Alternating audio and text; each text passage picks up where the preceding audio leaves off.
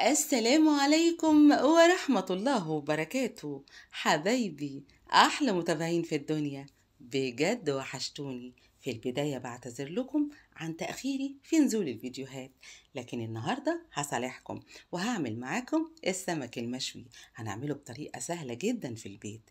يلا بينا نسمي الله ونبدأ الفيديو بتاعنا ونشوف المقادير. عندي طماطماية مقطعاها مكعبات صغيرة، عندي بصلاية متوسطة مقطعاها شرايح، عندي نص حزمة بقدونس، 2 حبة من الجزر بشراهم. أما تتبيلة السمك فهي راس من الثوم، ملح، كمون، كزبرة، خل وليمون، طبعا ده أساسي، وللناس اللي بتحب الحاجات الحارة تقدر تزود شطة. عندي سمكتين زي ما انتوا شايفين، والردة بتاعتي مهم جدا ان اقول لكم اننا لازم ننخلها. هحط كل المكونات بتاعتي على بعض في بولة، لكن هشيل معلقتين من الخليط ده على جنب. هقول لكم هنعمل بيهم ايه. هنبتدي نحشي السمك بتاعنا اللي طبعا غسلينه كويس. بعد كده هننزل بقى عليه بالردة زي ما انتوا شايفين كده، وهنغلف السمكة بتاعتنا كويس جدا.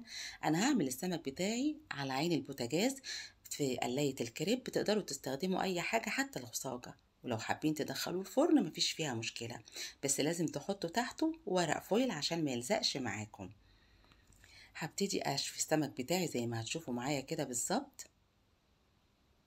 هاخد بقى المعلقتين اللي قلت لكم عليهم من الخليط، احط عليهم نص كوبايه من الميه، واذا كانوا محتاجين ملح او كمون، وهنزل بالسمك بتاعي زي ما انتوا شايفين. وصفه سهله وبسيطه وبجد حلوه قوي. اتمنى من قلبي انكم تجربوها، واتمنى اكتر انكم تعتمدوها. يا ريت ما تبخلوش عليا بلايكاتكم الحلوه، شير للفيديو، اشتراككم في القناه، واستنوني دايما في المطبخ مع سنة. بحبكم. السلام عليكم ورحمة الله وبركاته.